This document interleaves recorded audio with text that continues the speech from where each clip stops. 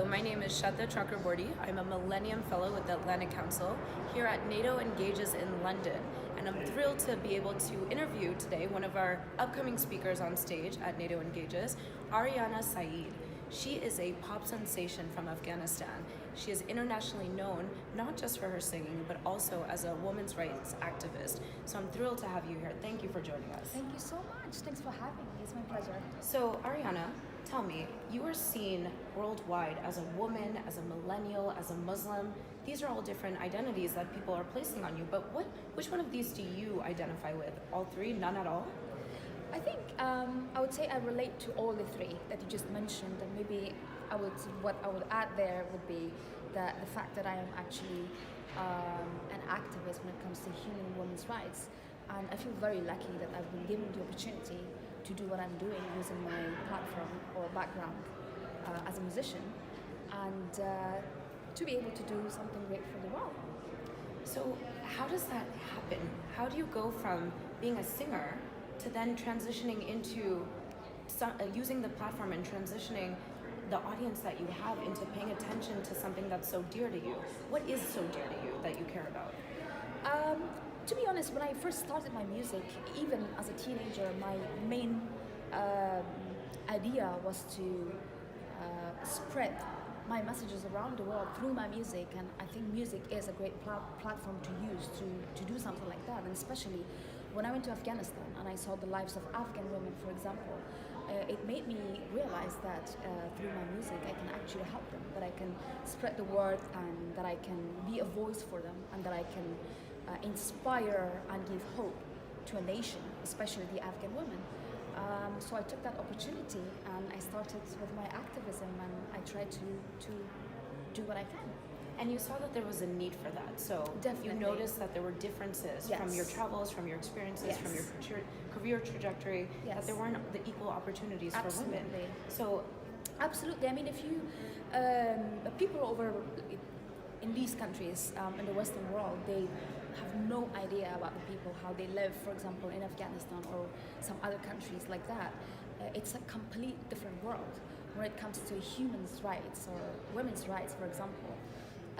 Women in Afghanistan, they've suffered the most because of the war that was in Afghanistan in the past 40 years.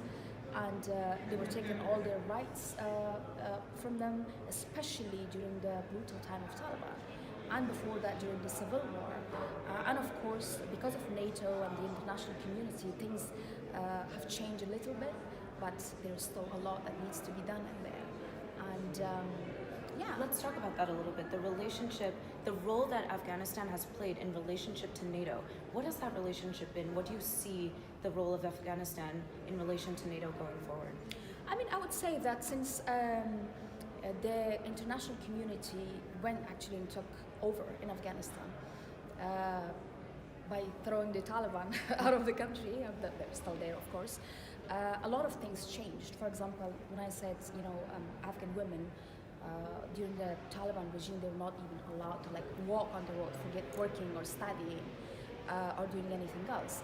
And things has changed since then. Women are studying today, they're working, they're becoming lawyers, engineers, and doctors, and all this is because of what NATO did in Afghanistan. They definitely did help a lot, and don't get me wrong, as I said, there's still a lot that needs to be changed, but they definitely have helped the country when it comes to the rights of human and women, things like that. So you've seen progress, and you are now part of the voice, Yes. and part of the activism surrounding even more improvements. Yes. Would you say that the population of Afghanistan agrees with you, that they also would like to see the same sort of movement continue to progress as it has been?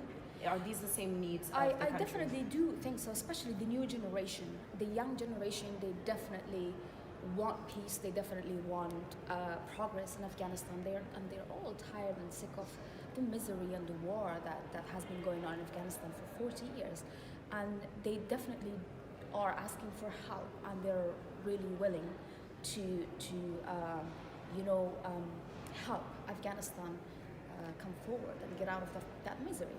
So I do think that they agree with me. I don't know about the older generation, and of course we have all these other problems in Afghanistan, but the new generation definitely. So this is exciting to hear. We're talking about the next generation. We're talking about women that are really taking charge and leading the way, obviously yourself included. What do you hope will come out of your engagement with NATO and the summit in general? How will Afghanistan benefit from this? Well, first of all, my hope would be for NATO and or for the international community not to forget about Afghanistan, and hopefully I'll be able to represent my country in the best manner that I can, and that's hopefully I can share the message of the Afghan nation with the world, and just want to ask their focus on Afghanistan, to be honest. What is your hope for the future of Afghanistan and specifically for the women of Afghanistan? Obviously, my biggest hope for Afghanistan is to be peaceful again.